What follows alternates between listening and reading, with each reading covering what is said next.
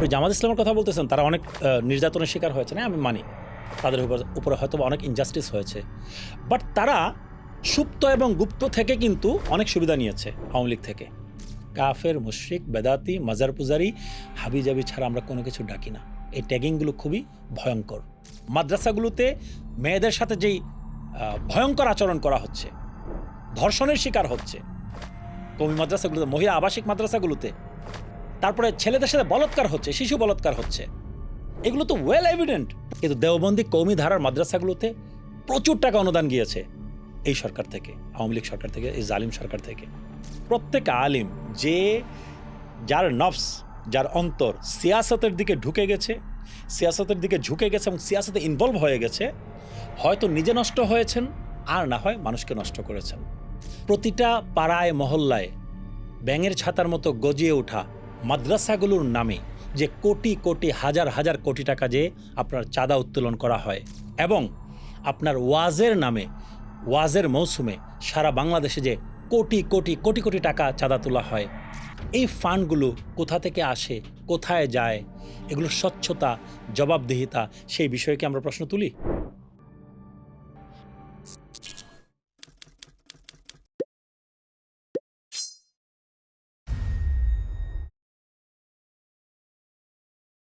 আসসালামু আলাইকুম ওয়া রাহমাতুল্লাহি ওয়া বারাকাতুহু। রাজনৈতিক আলাপ জরুরির আজকের পর্বে আমাদের মাঝে উপস্থিত হয়েছেন সৈয়দ গোলাম কিবরিয়া আজহারী। তার অনেকগুলো পরিচয়। তিনি একজন সুফিপন্থী স্কলার, আল আজহার ইউনিভার্সিটির একজন গ্র্যাজুয়েট, এবং একই সাথে বাংলাদেশে ৩টা ইসলামিক ইংলিশ মিডিয়াম স্কুলেরও তিনি প্রতিষ্ঠাতা। আসসালামু আলাইকুম ওয়া রাহমাতুল্লাহি ওয়া বারাকাতুহু। ভাই কেমন আছেন? ওয়ালাইকুম আসসালাম রহমতুল্লাহি ওয়া বারাকাতুহু। আলহামদুলিল্লাহ, আল্লাহ সুবহানাহু ওয়া তাআলা ভালো রেখেছেন। আপনি কেমন আছেন? আলহামদুলিল্লাহ, আল্লাহ ভালো রেখেছেন। আপনাকে অনেক ধন্যবাদ আমাদের রাজনৈতিক আলাপ জরুরি টকশোতে আসার জন্য। আপনাকে অনেক ধন্যবাদ আমাকে আমন্ত্রণ জানানোর জন্য। জাযাকাল্লাহু খাইরান। আচ্ছা ভাই, আপনি তো আলহামদুলিল্লাহ অনেকগুলা স্কুলের সাথে ৩ টা স্কুল, আল আজহার ইন্টারন্যাশনাল গ্রামার স্কুল, তারপর হচ্ছে আল হাজার international school, righteous international school and college. তো এগুলার সাথে, এগুলার আপনি প্রতিষ্ঠাতা এবং সিইও হিসেবে অনেকগুলো স্কুলের সাথে জড়িত আছেন। আবার তার সাথে আমরা এটাও জানি যে আপনি শান্তিপুর মসজিদের খতিব, আলহামদুলিল্লাহ। আবার একই সাথে আপনি সুফি ধারার, মানে সুফিপন্থী আমাকে বলা হইছে যে সুফিপন্থী ইসলামিক চিন্তাবিদ। আমাকে আপনি একটু বলুন তো যে সুফিপন্থী ব্যাপারটা আসলে কি? সুফি পন্থী বলতে, আলহামদুলিল্লাহি রাব্বিল আলামিন ওয়াসসালাতু ওয়াসসালামু আলা আশরাফিল আমবিয়া ওয়াল মুরসালিন ওয়া আলা আলিহি ওয়া আসহাবিহি তাইয়্যিবিন আত-তাহিরিন সুম্মা মা বাদ। আপনাকে অনেক ধন্যবাদ। খুব রেলেভেন্ট একটা প্রশ্ন আপনি উত্থাপন করেছেন। সুফি পন্থী বলতে আসলে কি বোঝানো হয়? সুফি কি? তাসাউফ কি? আগে আমাদেরকে আসলে সেই বিষয়টা বুঝতে হবে। আমি যদি শুরু করি, কোরআন মাজিদে আল্লাহ সুবহানাহু ওয়া তাআলা সুস্পষ্ট ভাষায় বলেছেন, বা'দা আউযু বিল্লাহি মিনাশ শাইতানির রাজিম, ক্বাদ আফলাহা মান যাক্কাহা ওয়া ক্বাদ খাবা মান দাসসাহা। নিশ্চয়ই সে সফলকাম হয়েছে যে তার ইনার সেলফকে, আপনার ভেতরের জগৎকে পবিত্র করতে পেরেছে, আর সে ব্যর্থ হয়ে গেছে যে তার ইনার সেলফকে, ভেতরের জগৎকে, কলবকে, নফসকে দূষিত করে দিয়েছে, সে ব্যর্থ। তো কোরআন মাজিদে এরকম আরো বহু আয়াত আছে, ঠিক আছে? ইয়াউমা লা ইয়ানফাউ মালু ওয়ালা বানুন ইল্লা মান আতাল্লাহ বিকলবিন সালিম। কাল হাসরের দিনে আপনার সন্তান এবং সম্পদ কোনো কাজে আসবে না, একমাত্র একটা পবিত্র, পিওর একটা হার্ট, পিউরিফাইড একটা সোল নিয়ে যে আল্লাহর কাছে উপস্থিত হবে, সেটাই শুধুমাত্র কাজে আসবে, ঠিক আছে? নবী করিম সাল্লাল্লাহু আলাইহি ওয়া আলিহি ওয়াসাল্লামকে আপনি যদি সূরাতুল বাকারার ১৫১ নম্বর আয়াত পড়েন, নবী করিম সাল্লাল্লাহু আলাইহি সাল্লামকে আল্লাহ সুবহানাহু ওয়া তাআলা অনেক দায়িত্ব দিয়ে পাঠিয়েছিলেন। কিন্তু অন্যতম প্রধান যে দায়িত্ব দিয়ে পাঠিয়েছিলেন, ওই আয়াত অনুযায়ী ৪ খানা দায়িত্বের মধ্যে একটা হচ্ছে ওয়াইজাক্কিকুম। আমার রাসূল হি উইল পিউরিফাই ইউ। আমার রাসূল তোমাদেরকে পবিত্র করবেন। ঠিক আছে? এই পবিত্রতা, শারীরিক পবিত্রতা, আপনার অজু, গোসল, তায়াম্মুমের মাধ্যমে, কাপড় পরিষ্কার, জায়গা পরিষ্কার, নানান কিছুর মাধ্যমে বাহ্যিক পবিত্রতা কিভাবে হাসিল করতে হবে? মোস্ট ইম্পোর্টেন্টলি হচ্ছে ইনার সেলফ, আপনার ভেতরের জগতের পবিত্রতা, তাজকিয়াতুন নফস আমরা যেটাকে বলি আরকি, তাজকিয়াতুন নফস। ঠিক আছে? পিউরিফিকেশন অফ হার্ট, অন্তরের পরিশুদ্ধতা হাসিল করার জন্য নবী করিম সাল্লাল্লাহু আলাইহি ওয়া আলিহি ওয়াসাল্লাম দুনিয়াতে এসেছিলেন। ইন্নামা বুইসতু লিউতাম্মিমা মাকারিমাল আখলাক। নবী করিম সাল্লাল্লাহু আলাইহি ওয়াসাল্লাম যেটা বলেছেন যে, দুনিয়াতে আমি প্রেরিত হয়েছি সুমহান আখলাক পরিপূর্ণ করার জন্য। সেই ধারাবাহিকতায় কোরআন মাজিদের এই আয়াতগুলো থেকে আমরা যদি একটু হাদিসের দিকে আসি, আপনি দেখতে পাবেন যে হাদিসে জিবরিল অনেক ফেমাস একখানা হাদিস, যেখানে জিবরিল আমিন মানুষের বেশে এসে সাহাবা একরামকে দিন শিক্ষা দিয়েছিলেন কিছু প্রশ্নের মাধ্যমে। সেখানে প্রশ্ন করেছিলেন প্রথমেই বুখারী এবং মুসলিম সহ হাদিসের প্রায় সকল বিখ্যাত কিতাবেই এই হাদিসখানা আপনার এসছে। মুত্তাফাক আলাইহি হাদিস। প্রথমে জিজ্ঞেস করেছেন ইসলাম কি জিনিস? ঠিক আছে? নবী করিম সাল্লাল্লাহু আলাইহি ওয়াসাল্লাম বলেছেন, ইসলাম হচ্ছে এই জিনিস। কালিমা শাহাদাতে বিশ্বাস করবে, নামাজ পড়বে, রোজা রাখবে, হজ করবে, যাকাত দিবে। বাহ্যিক যেই আমাদের ফারায়েজগুলো আছে, আমলগুলো আছে, সেগুলো বলা হয়েছে। তারপর জিজ্ঞেস করেছেন জিবরিল আমিন, ঈমান কি জিনিস? তখন নবী করিম সাল্লাল্লাহু আলাইহি ওয়াসাল্লাম ঈমানের যেই আপনার 6 যে বেসিক প্রিন্সিপলস আছে, সেইগুলো বলেছেন। ঈমান বিল্লাহ, আল্লাহর প্রতি ঈমান, রাসূলগণের প্রতি বিশ্বাস, ফেরেশতাগণের প্রতি বিশ্বাস, পরকালে বিশ্বাস, তাকদীরে তাকদীরে ভালো-মন্দের প্রতি বিশ্বাস, আসমানি কিতাবগুলোতে বিশ্বাস। ঠিক আছে? এই বিষয়গুলো বলেছেন, এটা হচ্ছে ঈমান। তারপরে 3rd কোয়েশ্চেন করেছেন জিবরিল আমিন, ওয়ামাল ইহসান ইয়া রাসূলাল্লাহ। হে আল্লাহর রাসূল সাল্লাল্লাহু আলাইহি ওয়াসাল্লাম, ইহসান কি জিনিস? তখন নবী করিম সাল্লাল্লাহু আলাইহি ওয়াসাল্লাম বলেছেন, ইহসান হচ্ছে আন তা'বুদাল্লাহা কাআন্নাকা তারাহু ফাইল্লাম তাকুন তারাহু ফাইন্নাহু ইয়ারাক। ইহসান হচ্ছে তুমি এমনভাবে আল্লাহর ইবাদত করবে যেন তুমি আল্লাহকে দেখছো। আর যদি মনে হয় তুমি এত উঁচু দরজার মুমিন যদি আমরা নাও হই, তোমার এতটুকু অন্তরে থাকবে যে আল্লাহ তোমাকে দেখছেন। এই ঈমান বিশ্বাস রেখে ইবাদত করার নাম হচ্ছে আপনার ইহসান। এখন নবী করিম সাল্লাল্লাহু আলাইহি ওয়া আলিহি ওয়াসাল্লাম উনার জামানাতে আপনার মসজিদে নববীর বারান্দায় কিছু সাহাবায়ে কেরাম থাকতেন, যারা একটু গরিব ছিলেন, যারা ঘরবাড়িহীন ছিলেন, এরকম। তো উনাদেরকে আহলুস সুফফা বলা হতো, বারান্দার অধিবাসী। ঠিক আছে? অনেক স্কলার বলেছেন যে এই সুফফা শব্দ থেকেই সুফির উৎপত্তি হয়েছে। তো ওই সাহাবায়ে কেরামকে স্পেশালি মেনশন করার কারণ কি? কারণ আল্লাহ সুবহানাহু ওয়া তাআলা তাদেরকে স্পেশালি মেনশন করেছেন কোরআন মাজিদে। লা ইয়াসআলুনান নাসা ইলহাফা। তাদের এভাবে প্রশংসা করেছেন যে এই সাহাবীরা অনেক গরিব, তাদের অনেক প্রয়োজন, অনেক চাহিদা, কিন্তু তারা মানুষের কাছে হাত পাতেন না। ঠিক আছে? ওয়াসবির নাফসাকা মাআল্লাযিনা ইয়াদউন, আপনার সূরাতুল কাহফের ২৮ নম্বর আয়াত উনাদের ব্যাপারে নাজিল হয়েছে। তো উনারা কিন্তু তাসকিয়াতুন নফসের জন্য কাজ করতেন। নবী করিম সাল্লাল্লাহু আলাইহি ওয়াসাল্লামের সান্নিধ্যে থাকতেন, কোরআন সুন্নাহ শিক্ষা করতেন, ইসলাম শিক্ষা করতেন, তাসকিয়াতুন নফস নিয়ে কাজ করতেন, আত্মশুদ্ধি নিয়ে কাজ করতেন। ঠিক আছে? ওভারঅল তাদের যে লাইফস্টাইল ছিল, সেই লাইফস্টাইলটা কিন্তু ছিল অনেকটাই আপনার দুনিয়া বিমুখ। ঠিক আছে? তো পরবর্তীতে যখন রাজনৈতিক পালাক্রমে আপনার রাজনীতি যখন মাথাচাড়া দিয়ে ওঠে, খেলাফা আলা মিনহাজুন নবুয়তি ধারার খেলাফত যখন বিলুপ্ত হয়ে যায়, উমাইয়ারা আসে, আব্বাসীয়রা আসে, জুলুম শুরু হয় রাষ্ট্রীয়ভাবে। ঠিক আছে? সিয়াসত, রাজনীতি তখন অনেকটা আপনার দূষিত হয়ে যায়। তখন আস্তে, আস্তে পিওর হার্টের যারা ছিলেন, সেই ওলামায়ে কেরাম কিন্তু সাধারণ মানুষ না, ওলামায়ে কেরাম, তারা আ মানে একটু রাজনীতি বিমুখ হয়ে আপনার আত্মশুদ্ধির দিকে অনেক বেশি মনোযোগ দেন। ঠিক আছে? তাসাউফ কখনোই কুরআন সুন্নাহর বাইরের কোনো কিছু না। তাসাউফ কুরআন সুন্নাহর সম্পূর্ণ ভেতরের বিষয়। ঠিক আছে? তো যারা আত্মশুদ্ধির নবী করিম সাল্লাল্লাহু আলাইহি ওয়া আলিহি ওয়াসাল্লামের দেয়া, আল্লাহ সুবহানাহু ওয়া তাআলার কুরআন মাজিদে দেয়া সেই প্রেসক্রিপশন অনুযায়ী আহলে সুফফাতে যারা আছেন, মসজিদে নববীর বারান্দার সেই সাহাবায়ে কেরামের আদর্শ অনুসরণে যারা জীবন কাটানোর চেষ্টা করেন, তারাই হচ্ছেন সুফিপন্থী। আচ্ছা। যারা নিজেদের ভেতরের জগৎকে পরিষ্কার পরিচ্ছন্ন করার জন্য কাজ করেন। ঠিক আছে? তো ব্যাকগ্রাউন্ড বলার জন্য আসলে অনেক পেছনে অনেক কিছু বলতে হয়েছে আমাকে। কিন্তু ব্যাকগ্রাউন্ড বলা ছাড়া আসলে সুফি কি, সুফিপন্থী কি, তাসাউফ কি জিনিস, এটা আসলে এক্সপ্লেইন করাটা খুব মুশকিল। হ্যাঁ, মানে আপনার কথা শুনতে, শুনতে মনে হলো যে আমার একজন শিক্ষক হচ্ছেন ডক্টর মানজুর রহিম, ন্যাশনাল ইউনিভার্সিটির প্রফেসর। আমি চিনি উনাকে। তো যেমন শায়েখ সেনকে তাজকিয়াতুন নাফসের উপর একটা সেশন উনি নিয়ে নেন। ধরেন আপনি যে কথাগুলো বললেন, সেই কথাগুলো কিন্তু আসলে যে আয়াতগুলা বললেন, সেই আয়াতগুলা কিন্তু শায়েখও আমাদেরকে বলেন।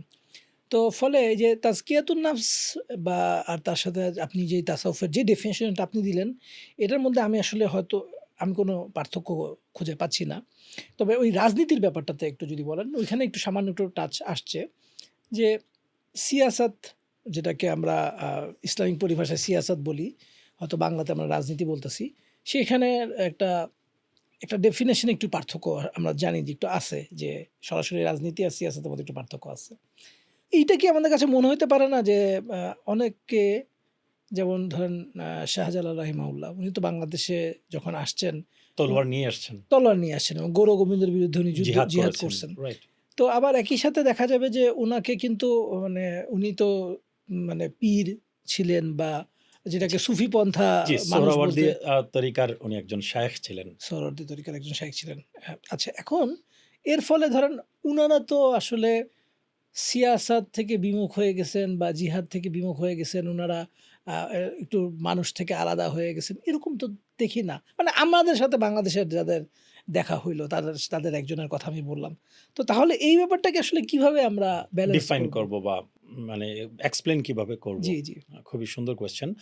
দেখুন, আপনি যেটা বলেছেন 100% কারেক্ট। ঐতিহ্যগতভাবে সুফিরা কিন্তু সিয়াসতের সাথে যুক্ত ছিলেন। যদি সরাসরি রাজনীতি নাও করেন, তারা রাজনীতি মনস্ক ছিলেন। মানে বিহাইন্ড দ্য সিন হলেও they use to guide the খোলাফা অর দ্য কিংস। তারা কিং হওয়ার চেষ্টা না করলেও তারা কিং মেকার ছিলেন। যেমন আমি আপনাকে এখানে অনেক উদাহরণ দিতে পারবো। একটা ছোট্ট উদাহরণ দিই।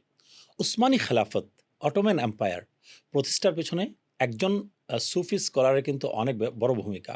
শেখ আদিব আলী রাহিমাহুল্লাহ। ঠিক আছে? উনি সুফি ছিলেন। আহি আ সুফি গোষ্ঠী নামে উনার একটা সংগঠনও ছিল। ঠিক আছে? উসমানী খেলাফতের যে প্রতিষ্ঠাতা উসমান, যিনি আর্তুগরুলের সন্তান। ঠিক আছে? হ্যাঁ, উনার শ্বশুরও ছিলেন। উসমানের শ্বশুর ছিলেন উনি। বালা খাতুনকে উনি বিয়ে করেছিলেন, শেখ আদিব আলীর মেয়ে। শেখ আদিব আলী তিনি কিন্তু আ মানে উসমানী খেলাফতের প্রতিষ্ঠাকালীন সময় থেকে এনকারেজ করেছেন যে বাইজেন্টাইনদের এগেইনস্টে, তখনকার যে রোমান যে খ্রিস্টান ছিল তাদের এগেইনস্টে জিহাদ পরিচালনা করো। ঠিক আছে? যা কিছু করা প্রয়োজন উদ্বুদ্ধ করেছেন। যেই কারণে আপনি দেখবেন উসমানী খেলাফতে একদম টপ টু বটম শুরু থেকে শেষ পর্যন্ত তারা কিন্তু সুফিপন্থী ছিলেন। এখন আপনি যদি তুরস্কের অবস্থা যদি দেখেন, উসমানী খেলাফতের রাজধানী তো ইস্তাম্বুল ছিল। আপনি এখনো যদি তুরস্কের অবস্থা দেখেন, তুরস্কের মানুষজন কিন্তু এখনো তাসাউফপন্থী। আপনি বর্তমান যে প্রেসিডেন্ট আছেন রজব তাইব এরদোগান, ঠিক আছে? উনি কিন্তু সোহরাওয়ার্দিয়া তরিকার একজন অনেক বড় শায়েখের উনি বায়াত এবং উনি রেগুলার এই বিষয়গুলো ফলো করেন। তুরস্কে এখনো সেই তাসাউফের ছাপ কিন্তু এখনো রয়ে গেছে। তো আমি আপনাকে যেটা বলতে চাচ্ছিলাম যে সুফিগণ নিজেরা কিং না হলেও কিং মেকার ছিলেন।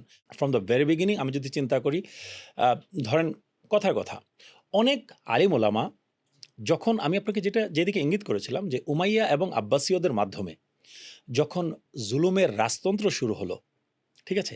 উলামায়ে কেরাম কিন্তু নিজেদেরকে একটু ডিস্ট্যান্ট করে নিয়েছিলেন তাদের থেকে। এটা এভিডেন্ট, ঠিক আছে? কারণ কি? খেলাফা আলা মিনহাজিন নবুয়া নাই। হযরত আমিরে মুয়াবিয়া রাদিয়াল্লাহু তাআলা আনহু তিনি ছিলেন প্রথম রাজা, প্রথম কিং। উনার মাধ্যমে কিন্তু মুলুকিয়াত শুরু হয়েছে, বাদশাহী শুরু হয়েছে। ঠিক আছে? খেলাফত কিন্তু ইমাম হাসান রাদিয়াল্লাহু তাআলা আনহুর ৬ মাসের মাধ্যমে খেলাফা আলা মিনহাজিন নবুয়া, নবুয়তি ধারার যে খেলাফত সেটা কিন্তু উনার ৬ মাসের শাসনকালের মাধ্যমেই শেষ হয়ে গেছে। তারপরে আসলো ইয়াজিদ, জালিম ছিল, প্রচণ্ড জালিম ছিল। আসলো মারওয়ান, সেও জালিম ছিল। তার বংশধর বংশ পরম্পরায় নবী করিম সাল্লাল্লাহু আলাইহি ওয়াসাল্লামের পরিবারের উপরে কিন্তু জুলুম করেছে। আপনি আম এটা হিস্টোরিক্যালি এভিডেন্ট। নবী করিম সাল্লাল্লাহু আলাইহি ওয়াসাল্লামের বংশের সাল্লাম। অসংখ্য ইমামগণকে, বড়, বড় স্কলার ছিলেন তারা। তাদেরকে বংশানুক্রমিক শহীদ করেছে উমাইয়ারা। পরবর্তীতে আব্বাসীয়রা যদিও আহলে বায়াত নবী করিম সাল্লাল্লাহু আলাইহি ওয়াসাল্লামের পরিবারের নাম বিক্রি করে তারা ক্ষমতায় এসেছে, উমাইয়াদেরকে উচ্ছেদ করেছে, বিদ্রোহ করেছে, কিন্তু তারাও কিন্তু তাদের প্রমিস রাখে নাই। তারা প্রমিস করেছিল যে নবীর আহলে বায়াতের কাছে আবারও আপনার খেলাফত ফিরিয়ে দিবে। তারা সেই প্রমিস রাখে নাই। বরং ক্ষমতা পাওয়ার পর তারাও অনেকের উপরে, আহলে বায়াতের অনেকের উপরে জুলুম করেছে। যেমন ইমাম হাসান আল মুসান্না, ইমাম হাসান রাদিয়াল্লাহু আনহুর আওলাদ।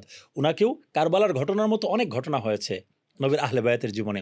ইমাম যায়েদ বিন আলী, যিনি ইমাম জৈনুল আবেদিনের সন্তান ছিলেন এবং ইমাম আবু হানিফা সহ, ইমাম মালিক সহ অনেকের উস্তাদ, উনাকেও কিন্তু উমাইয়ারা শহীদ করেছে। কারণ তিনি উমাইয়াদের জুলুমের বিরুদ্ধে ইমাম হুসাইন রাদিয়াল্লাহু আনহুর মতোই উঠে দাঁড়িয়েছিলেন। তো আমি এই বিষয়গুলো বলতেছি কেন? যে যখন উমাইয়া এবং আব্বাসীয়দের জুলুম শুরু হয়ে গেল, রাজনীতি কলুষিত হয়ে গেল, বাইতুল মালকে নিজের সম্পদ বানিয়ে নেয়া হলো, ঠিক আছে? তখন উলামায়ে রাব্বানী যারা ছিলেন, ঠিক আছে? এবং যারা তরিকত তাসাউফের এই চর্চা, আত্মশুদ্ধির চর্চা যারা আগে থেকেই করে আসতেন, ইমাম হাসান আল বসরি রাহিমাহুল্লাহ থেকে শুরু করে আপনার জুনুন মিসরি রাহিমাহুল্লাহ, ইমাম মারুফ আল কারখি, জুনায়েদ আল বাগদাদি রাহিমাহুল্লাহ থেকে শুরু করে ইমাম সৈয়দুনা শেখ আব্দুল কাদির জিলানী রাহিমাহুল্লাহ, প্রত্যেকেই নিজেরা আপনার রাজনীতিতে অ্যাক্টিভ হওয়া বন্ধ করে দিলেন। But they use to speak against the injustice. এটা কিন্তু তারা বন্ধ করেন নাই। তারা দূর থেকে হলেও নসিহত করতেন, উপদেশ দিতেন এবং ইসলাহ করার চেষ্টা করতেন। ঠিক আছে? এটা আমরা যদি লক্ষ্য করি, প্রায় প্রতিটা বড় বড় সুফি ইমামের জীবনে আমরা সেটা দেখতে পাই। এখন যে বিষয়টা সেটা হচ্ছে আপনার হযরত আব্দুল কাদের জিলানী রাহিমাহুল্লাহর কথা যেহেতু উঠেছে, আমি বলি সালাউদ্দিন আইয়ুবী রাহিমাহুল্লাহ, যিনি আপনার প্যালেস্টাইন বিজয় করেছিলেন, বাইতুল মুকাদ্দাস বিজয় করেছিলেন আপনার ক্রুসেডারদের হাত থেকে। জি। আপনি ইতিহাস খুঁজে দেখেন, উনার সৈন্যবাহিনীর বেশিরভাগ ছিল আব্দুল কাদের জিলানী রাহিমাহুল্লাহর মুরিদ, উনার দ্বারা ইনফ্লুয়েন্সড। এবং শেখ সুলতান সালাউদ্দিন আইয়ুবী যার কাছ থেকে ইন্সপাইরেশন নিয়েছেন, তিনি কিন্তু নুরউদ্দিন জিঙ্কি রাহিমাহুল্লাহ। নুরউদ্দিন জিঙ্কি রাহিমাহুল্লাহ নিজে বলেছেন যে আমি বাইতুল মুকাদ্দাস জয় করার ইন্সপাইরেশন পেয়েছি হচ্ছে ইমাম গজ্জালি রাহিমাহুল্লাহর ইহয়াউল উলুমিদ্দিনের কিতাবুল জিহাদ পড়ে। তো আপনি দেখেন, সুফিরা কিন্তু সরাসরি রাজনীতিতে যুক্ত না হলেও তারা কিন্তু ইনফ্লুয়েন্স করছেন, ডাইরেক্ট ইনডাইরেক্ট তারা কিন্তু ইনফ্লুয়েন্স করেছেন। আপনার ইমাম আবুল হাসান আশ-শাযিলি রাহিমাহুল্লাহ, ইমাম ইজ্জুদ্দিন ইবনে আব্দুস সালাম রাহিমাহুল্লাহ, মিশরে যখন নবম লুইস অ্যাটাক করলো, ফ্রান্সের নবম লুইস, ফ্রান্সের পরাক্রমশালী বাদশাহ ছিল, সে যখন মিশরে অ্যাটাক করলো, ইমাম আবুল হাসান আশ-শাযিলি রাহিমাহুল্লাহ, ইমাম ইজ্জুদ্দিন ইবনে আব্দুস সালাম, তারা কিন্তু মিশরের জনগণকে সাথে নিয়ে সরাসরি জিহাদে প্রতিরোধ করেছেন। ঠিক আছে? আমরা এই ধারাবাহিকতা যদি আসি, আমরা দেখব যে উমরুল মুখতার, মরুভূমির সিংহ, লিবিয়ার ছিলেন, সুনুসিয়া তরিকার একজন শায়েখ ছিলেন, তিনি শায়েখের সন্তান ছিলেন। তিনি ইটালির বিরুদ্ধে, ইটালির আগ্রাসনের বিরুদ্ধে জিহাদ করেছেন। আপনি আলজেরিয়ার দিকে যদি তাকান, আলজেরিয়াতে ফ্রেঞ্চরা যখন অ্যাটাক করেছে, ইমাম আব্দুল কাদের আল জাজাইরি রাহিমাহুল্লাহ, কাদেরিয়া তরিকার একজন শায়েখ ছিলেন, শায়েখের সন্তান ছিলেন, তিনি আপনার প্রতিরোধ গড়ে তুলেছেন। আপনি যদি রাশিয়ার দিকে আসেন, আপনার দাগেস্তান, যখন জার বাদশারা, রাশিয়ার জার বাদশারা যখন জুলুম অত্যাচার শুরু করলেন মুসলমানদের উপরে, ইমাম শামিল নকশবন্দি রাহিমাহুল্লাহ, নকশবন্দি তরিকার একজন ইমাম ছিলেন, তিনি কিন্তু জারদের বিরুদ্ধে জিহাদ করেছেন। আপনি আস্তে আস্তে আপনি বাংলাদেশের আবার ভারতীয় উপমহাদেশে আসেন, খাজা মনিরুদ্দিন চিশতি আজমরি সঞ্জারি রাহিমাহুল্লাহ, তিনি মোহাম্মদ ঘুরি যে আপনার পৃথ্বীরাজ চৌহানকে যে আপনার পরাজিত করেছে, ইন্সপাইরেশন কিন্তু পেয়ে যায় খাজা মনিরুদ্দিন চিশতি রহমতুল্লাহর কাছ থেকে। আপনি ৩৬০ আউলিয়ার কথা অলরেডি মেনশন করেছেন, শাহজালাল রহমতুল্লাহ সহ, নাসিরুদ্দিন সিপাহ সালাহ রাহিমাহুল্লাহ সহ ৩৬০ আউলিয়া যারা হবিগঞ্জ, সিলেট, এগুলো বিজয় করেছেন, সারা বাংলাদেশে ৩৬০ আউলিয়া ছড়িয়ে পড়েছেন। ঠিক আছে? তারা প্রত্যেকেই কিন্তু সরাসরি সিয়াসতের সাথে যুক্ত ছিলেন, তারা জিহাদ করেছেন। ব্রিটিশ আমলের দিকে আপনি যদি তাকান, ফকির মজনু শাহ সহ আপনার অসংখ্য অগণিত সুফি, আল্লাহর ওলি, আপনার পীর, মাশায়েখ, ওলামায়ে রাব্বানিগণ, তারা কিন্তু ভারত, বাংলাদেশ, পাকিস্তানে তারা কিন্তু ব্রিটিশদের বিরুদ্ধে আপনার একচেটিয়া ভূমিকা রেখেছেন, ব্রিটিশদেরকে খেদানোর জন্য। আপনার খেলাফত আন্দোলনে তারা নেতৃত্ব দিয়েছেন, স্বদেশী আন্দোলনে তারা নেতৃত্ব দিয়েছেন। আমার দেশের বাড়ি হবিগঞ্জে আমার বাড়ির সৈয়দ শাহ আম্বর আলী রাহিমাহুল্লাহ একজন সুফি ছিলেন, তিনি স্বদেশী আন্দোলনে আপনার সরাসরি নেতৃত্ব দিয়েছেন। ঠিক আছে? তিনি ব্রিটিশদের তৈরি কোনো কাপড় পরিধান করতেন না, বাঁশের ছাতা মাথায় দিয়ে ঘুরতেন, যেন স্টিলের কাপড়ের তৈরি ছাতা যেন ইউজ না করতে হয়। ঠিক আছে? চরখা বসিয়েছিলেন যেন ব্রিটিশদের বানানো কাপড় যেন পরিধান না করতে হয়। ব্রিটিশ আমল পর্যন্তও সুফিরা, সুন্নিরা, আহলুস সুন্নাহ ওয়াল জামাতের আকীদাধারী সুফি যারা, তাসাউফপন্থী যারা, তারা রাজনীতির সাথে অ্যাক্টিভলি জড়িত ছিলেন। হয়তো কি মানে সরাসরি রাজনীতিতে যুক্ত, আর না হয় আপনার কিং মেকার হিসেবে। বাট পাকিস্তান পিরিয়ড থেকে দেখা যাচ্ছে, বিশেষ করে বাংলাদেশে, পাকিস্তানে কিন্তু এখনও আপনার সুফিপন্থী যারা, তারা কিন্তু রাজনীতির সাথে অ্যাক্টিভ। আপনি দেখবেন ভারতেও মোটামুটি অ্যাক্টিভ আছেন। ঠিক আছে? আপনার আরব বিশ্বেও মোটামুটি অ্যাক্টিভ আছেন। বাট বাংলাদেশের প্রেক্ষাপট হচ্ছে পাকিস্তান পিরিয়ড থেকে একটু ভিন্ন ট্র্যাকে চলে যায়। পাকিস্তান পিরিয়ড থেকে আপনার সুফিপন্থী যারা, তারা মোটামুটি রাজনীতি থেকে একদমই বিমুখ হয়ে যান। ঠিক আছে? এখন আমি আমার একটা প্র্যাকটিক্যাল অভিজ্ঞতা বলি। আল আজহার ইউনিভার্সিটির যে মসজিদ, জামেল আজহার, ঠিক আছে? যেই মসজিদ থেকে আল আজহার ইউনিভার্সিটির শুরু, মিশরের বিখ্যাত আল আজহার ইউনিভার্সিটি কিন্তু ওই মসজিদ থেকেই শুরু। তো সেই মসজিদে আমরা সামারে, যখন সামার ভ্যাকেশন চলতো, একজন চাঁদ নামে একটা দেশ আছে না? চাঁদের একটা ছেলে আমাকে ফ্রেঞ্চ শেখাতো, আমি তাকে উর্দু শেখাতাম। আচ্ছা। ঠিক আছে? তো ওর সাথে আমার ডিবেট হচ্ছিল। সে এরকম সুফিপন্থী, তাসাউফপন্থী। আমি বললাম যে, "না, উলামায়ে কেরামের উচিত সিয়াসতের সাথে যুক্ত থাকা। উলামায়ে কেরাম যদি সিয়াসতে না আসেন, তাহলে সিয়াসত পরিষ্কার পরিচ্ছন্ন হবে কিভাবে? হ্যাঁ? আমার মানুষ গাইডলাইন পাবে কিভাবে? দিক নির্দেশনা কিভাবে পাবে?" কিন্তু সে আমাকে একটা কথা বলেছিল। আমি এনালাইসিস করার পর কথাটার অনেকটাই সত্যতা পেয়েছি। সে আমাকে বলেছিল, "কুল্লু মান তাআল্লাকাত নাফসুহু বিসিয়াসাতি ফাসাদা আও আফসাদা।" প্রত্যেক সেই আলিম, কুল্লু আলিমিন মান তাআল্লাকাত নাফসু।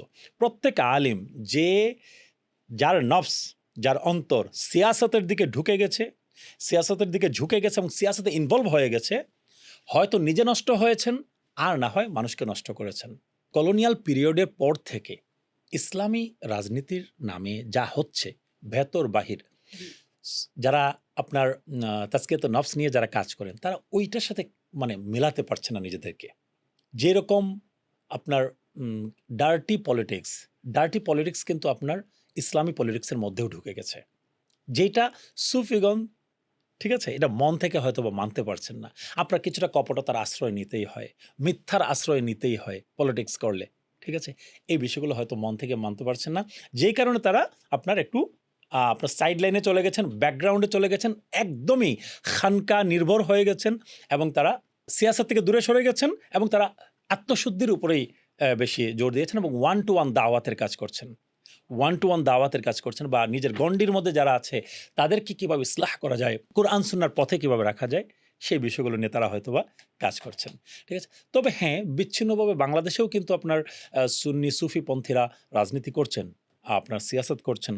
বাংলাদেশ ইসলামী ফ্রন্ট নামে দল আছে, আপনার ইসলামিক ফ্রন্ট বাংলাদেশ নামে দল আছে, জাকের পার্টি আছে, এরকম নানান দল কিন্তু সুফি ঘরানা থেকেও কিন্তু আপনার আছে, তারা রিপ্রেজেন্ট করছেন। কিন্তু তাদের ভূমিকাটা যেরকম স্ট্রং হওয়া উচিত, যেরকম কনস্ট্রাকটিভ হওয়া উচিত, যেরকম প্রোডাক্টিভ হওয়া উচিত, it's not happening in that way, but they are দেয়ার।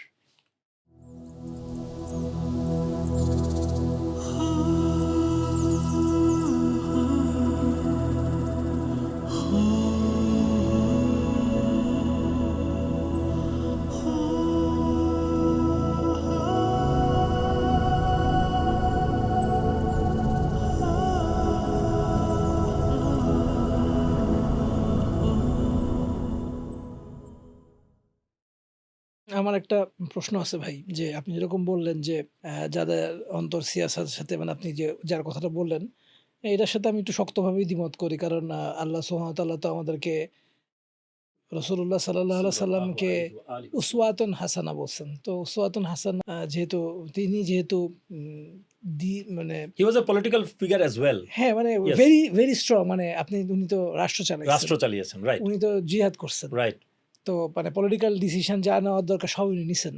তারপর ধরেন মনে করেন যে এই যে আমি বলি যে শত্রুর সাথে বসবাস, রাইট। আপনার আব্দুল্লাহ ইবনে উবাই, মুনাফিকদের যে লিডার, তাকেও সে একই মজলিসে বসায় রাখছেন। অথচ উনি উনার ব্যাপারে কোনো স্ট্রং অ্যাকশনে যান নাই। মানে নোয়িং যে সে তার অনেক বড় শত্রু। তো এই ব্যাপারগুলো তো ধরেন আসলে আমি ওই খাতিরেই আমি বলব যে খুব স্ট্রংলি, মানে আমরা যাদেরকে আশারায়ে মুবাশশারা বলি, যাদের সবচেয়ে বড় ১০ জনের জন্য যে প্রথম ৪ জনই খলিফা ছিলেন। খোলাফা ছিলেন, রাইট। খুলাফায়ে জি। রাশেদিন অংশ ছিলেন। মানে ১, ২, ৩, ৪ যদি বলেন, ইসলামের নবী বাদ দিয়ে ১, আমি ২, ৩, ৪। আপনার কথাটা সম্ভবত পেয়ে গেছি। আমি কি একটু কিছু বলতে পারি? জি, জি প্লিজ। আচ্ছা, দেখুন, সূরা নূরের ৫৫ নম্বর আয়াত যদি আপনি পড়েন, আল্লাহ সুবহানাহু ওয়া তাআলা সেইখানে সুস্পষ্টভাবে বলছেন, বা'দা আউযু বিল্লাহি মিনাশ শাইতানির রাজিম, ওয়া'দাল্লাহু আল্লাযিনা আমানু মিনকুম ওয়া আমিলুস সালিহাত লা ইস্তাখলিফান্নাহুম ফিল আরদ। ওকে? ইলা আখিরিল আয়া। আয়াত অনেক লম্বা। আমি পুরা আয়াত বলছি না। আল্লাহ সুবহানাহু ওয়া তাআলা এখানে বলছেন যে আল্লাহ ওয়াদা দিচ্ছেন মুমিনদেরকে, প্রকৃত ঈমানওয়ালা যারা তাদেরকে। মুমিন কিন্তু এটা মুখের কথা না। মুমিন হাকিকি। আমরা মুসলমান, কালিমা শাহাদাতে বিশ্বাস করি, এই হিসাবে আমরা মুসলমান। কিন্তু মুমিন হাকিকি কিন্তু অনেক কঠিন বিষয়। ঠিক আছে? মুমিন হাকিকি যদি কেউ হয়ে যায়, যদি কোনো কওম হয়ে যায়, যদি কোনো সমাজ হয়ে যায় এবং ওয়া আমিলুস সালিহাত এবং আমলে সালেহ যদি করে, লা ইস্তাখলিফান্নাহুম ফিল আরদ, আল্লাহ সুবহানাহু ওয়া তাআলা ওয়াদা দিচ্ছেন তাদেরকে অবশ্যই শাসন ক্ষমতা দেয়া হবে। এই আয়াতের পরে আবার বলছেন ওয়ালা ইউমাক্কিনান্না লাহুম, ঠিক আছে? তাদেরকে ওয়ালা ইউমাক্কিনান্না লাহুম দীনাহুম, এবং তাদের দ্বীনকে আল্লাহ সুবহানাহু ওয়া তাআলা এই জমিনে প্রতিষ্ঠিত করবেন, এস্টাবলিশ করবেন। ঠিক আছে? আচ্ছা। এই আয়াতের দিকে আপনি যদি লক্ষ্য করেন, আল্লাহ সুবহানাহু ওয়া তাআলা বলছেন যে যারা প্রকৃত মুমিন হয়ে যাবে, ভেতরের জগৎকে যে আপনার পবিত্র করতে পারবে, পরিপূর্ণ ঈমান বিশ্বাসী, আল্লাহর প্রতি ইয়াকিনে পরিপূর্ণ বিশ্বাস যার থাকবে, প্রকৃতভাবে আল্লাহ রাসূল সাল্লাল্লাহু আলাইহি ওয়া আলিহি ওয়াসাল্লামার উপরে পরিপূর্ণ বিশ্বাস যার থাকবে, ইসলাম ঈমানের বিষয়গুলোর উপর বিশ্বাস যার থাকবে এবং আমলে সালেহ যে করবে, জি। আল্লাহ সুবহানাহু ওয়া তাআলা তাকে কিন্তু অবশ্যই আপনার কি দিবেন? খেলাফত দান করবেন। মানে কি? রাষ্ট্রীয় ক্ষমতা দান করবেন। আল্লাহ সুবহানাহু ওয়া তাআলার পক্ষ থেকে ওয়াদা আছে, যদি আমরা যদি আমাদের নিজেদেরকে রেকটিফাই করি, পরিপূর্ণ মুমিন হই, আমরা যদি আমলে সালেহ করি, তাহলে আমরা খেলাফত পাবো, রাষ্ট্র ক্ষমতা পাবো। আমাদের দ্বীনকে আল্লাহর জমিনে প্রতিষ্ঠা করা হবে। আল্লাহ কিন্তু ওয়াদা দিচ্ছেন স্পন্টেনিয়াসলি। ওকে? কিন্তু একটা হচ্ছে ক্ষমতা আল্লাহর পক্ষ থেকে পাওয়া, আরেকটা হচ্ছে আপনার ক্ষমতার জন্য লালায়িত হয়ে যাওয়া।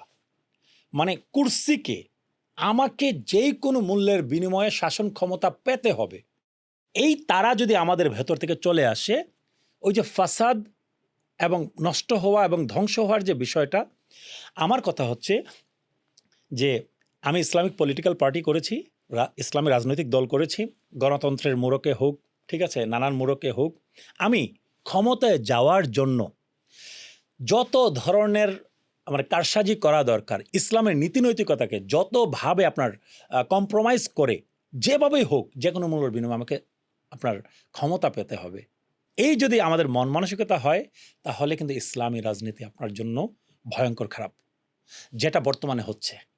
আর আমি কিন্তু আপনাকে সবসময় বলছি, সুফিগণ সবসময় রাজনীতি না করলেও রাজনীতি মনস্ক ছিলেন, কিং না হলেও কিং মেকার ছিলেন। ঠিক আছে? বিহাইন্ড দ্য সিন, আপনার ঘটনার অন্তরালে থেকেও তারা অনেক কিছু লিড দিয়েছেন।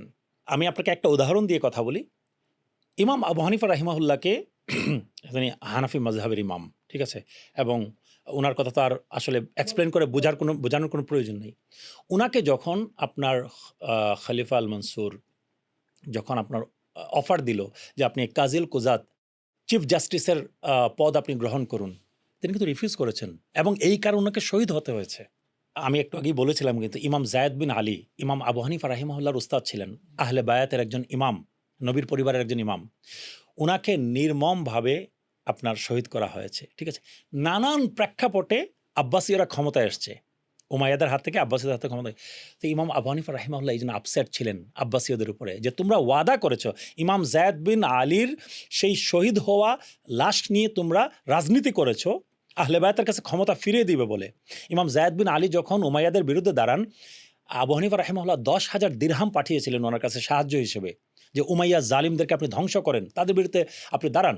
তো যখন আব্বাসীরা, যখন খলিফা আল মনসুর তার বাবা সাফাহ যখন এটা থেকে যখন পল্টি মারলো, তখন কিন্তু ইমাম আবু হানিফা রাহিমাহুল্লাহ রিভল্ট করলেন, বললেন না, তোমার দেয়া কোনো রাষ্ট্রীয় ক্ষমতা আমি নিব না। ঠিক আছে? আবার ইমাম আবু হানিফা রাহিমাহুল্লাহরই সরাসরি ছাত্র ইমাম আবু ইউসুফ রাহিমাহুল্লাহ, তিনি কিন্তু আবার আব্বাসীয় খলিফাদের সেই রাষ্ট্রীয় পদ কিন্তু গ্রহণ করলেন। জি। এখানে ২টা জিনিস কাজ করে, ঠিক আছে? আপনি দেখবেন মিশরের আমার আল আজহার ইউনিভার্সিটির আমার যে উস্তাদরা আছে, তারাও দেখবেন অনেক সময় তারা ওইখানে যে স্বৈরশাসক আছে, আমরা জানি সে জালিম। হোসনি মোবারক জালিম ছিল, বর্তমান আব্দুল ফাতাহ সিসি জালিম, উই নো দ্যাট। বাট ওনারা একেবারে ছেড়ে দেন না তাদেরকে, স্ট্র্যাটেজিক বিষয় আছে। ইমাম আবু ইউসুফ রাহিমাহুল্লাহ, ইমাম আবু হানিফা রাহিমাহুল্লাহ চিন্তা করেছেন কি, না এই জালিমদের পদ গ্রহণ করা মানে হচ্ছে জুলুমে সহযোগিতা করা। It's a perception. আরেকটা পারসেপশন হচ্ছে ইমাম আবু ইউসুফ রাহিমাহুল্লাহ বলেছেন যে এই জালিমদেরকে আমরা যদি একেবারে ত্যাগ করে ফেলি, এরা আরো বড় জালিম হবে, বরং আমি তার সাথে থেকে, তার দরবারে থেকে, হ্যাঁ, ইংদা সুলতানিন জাহির বলা হয়েছে না, মানে আপনার একজন জালিম শাসকের পাশে গিয়ে তার অন্যায়গুলো তুলে ধরা, এটা হচ্ছে সবচেয়ে বড় জিহাদ। জি। ঠিক আছে? পাশে গিয়ে, কাছে গিয়ে, সামনে দাঁড়ায়। ওকে, সামনে দাঁড়ায়। তো ইমাম আবু ইউসুফ রাহিমাহুল্লাহ ওই জিনিসটা অ্যাপ্লাই করেছেন। It's a matter of perception. তো অনেক সুফি দেখবেন আপনি সরাসরি রাজনীতিতে যুক্ত হয়েছেন। আমি যাদের নাম বললাম, আব্দুল কাদের আল জাযাইরি রাহিমাহুল্লাহ, উমরুল মুখতার রাহিমাহুল্লাহ, আপনার ইমাম শাহ আমাল নকশবন্দি রাহিমাহুল্লাহ, ইমাম আবুল হাসান আশ-শাযিলি রাহিমাহুল্লাহ, ইজ্জুদ্দিন ইবনে আব্দুস সালাম দেশের জন্য আপনার ব্রিটিশ আমলের উদাহরণ দিলাম। অনেক বড়, বড় সুফিগণ, অনেক বড় পীর ফকিররা আপনার জিহাদ করেছেন ব্রিটিশদের বিরুদ্ধে। আবার অনেকেই বর্তমান সময়ে এসে বিশেষ করে দেখা যাচ্ছে যে সুফিপন্থী যারা তারা মানে বর্তমান সরকার, বর্তমান রাজনৈতিক ব্যক্তিত্ব থেকে একটু ডিসটেন্স তারা মেইনটেইন করেন। তারা ইমাম আবু হানিফা রাহিমাহুল্লাহর সেই মানে পথটা অনুসরণ করার চেষ্টা করেন। ঠিক আছে? It's a matter of perception. Perception না সেটাই ওই যে আপনি যেটা বললেন যে এটা একটা পারসেপশন। আমার আপনার কথা শুনতে, শুনতে একটা জিনিস ইন্টারেস্টিং জিনিস লাগছিল। সেটা হচ্ছে যে আমি পার্সোনালি যাদের কাছে ইসলাম শিখছি, যেমন ডক্টর মনজুরুল্লাহের নাম বললাম, ডক্টর সাইফুল্লাহ, শেখ আকরামুজ্জামান বিন আব্দুস সালাম, হ্যাঁ? উনারা আমার উস্তাদ। তো ধরেন শাসন ক্ষমতার ক্ষেত্রে উনাদের যেই স্ট্যান্স এবং উনাদের যে আন্ডারস্ট্যান্ডিং, উনাদের কাছ থেকে যে শিক্ষাগুলো আমরা পাইছি, সেই শিক্ষাগুলা কিন্তু আপনি যা বললেন এক্সাক্টলি এই জিনিস। এই ধরেন সূরা মুমিনের ৫৫ নম্বর আয়াত এই জিনিসগুলা এবং আমার একটা বই লেখা আছে তত্ত্বছেড়া জীবনে সেখানে একটা মসনদের মুহ নামে একটা লেখা আছে। তো ওইখানে আপনি যা বললেন এটার রিফ্লেকশন পাবেন ওই জায়গাটাতে। তো ফলে মানে এই যে ব্যাপারটা ধরেন মানে সাধারণত আমরা কি শুনি যে বাংলাদেশের সুন্নি সম্প্রদায় যাদেরকে ওয়াহাবি বলে, হ্যাঁ? মোহাম্মদ বিন আব্দুল ওয়াহাবের যারা ছাত্র বা যারা তাদের ভাবশিষ্য, হ্যাঁ? তো তাদেরও একটা মোহাম্মদ বিন আব্দুল ওয়াহাব উনি তো অ্যাক্টিভলি পলিটিক্সে ছিলেন, সিয়াসতে ছিলেন। বাট পরবর্তীতে একটা মাদখালি একটা ধারা ওনাদের মধ্যে এসেছিল। না এটা একটু আসলে রাজনীতি বিমুখ। হ্যাঁ, না মানে শাসকের কোনো সমালোচনাই করা যাবে না বা এই টাইপের একটা হ্যাঁ, মানে এটা একটা কিন্তু বিষয় খুবই এসেছিল। রিসেন্ট ফেনোমেনন মানে জি, রিসেন্ট ফেনোমেনা, রবি বিন রাইট। উমাইর আল মাদখালি গত উনি তো একেবারে ৩০-৪০ বছর। একেবারে রিসেন্ট জি, স্কলার রাইট, রাইট, রাইট। একেবারে রিসেন্ট জি। স্কলার। তো আমার পয়েন্টটা হচ্ছে যে মানে এই যে ধরেন উনাদের কাছ থেকে আমরা যেটা শিক্ষা পাইছি সেটা কিন্তু আপনি যেটা বললেন সেটার সাথে মিলে। জি। মানে ধরেন আপনার না, আমি কিন্তু ২ টা জিনিসই বলেছি। আমি ২ টা পারসেপশনই কিন্তু তুলে ধরেছি।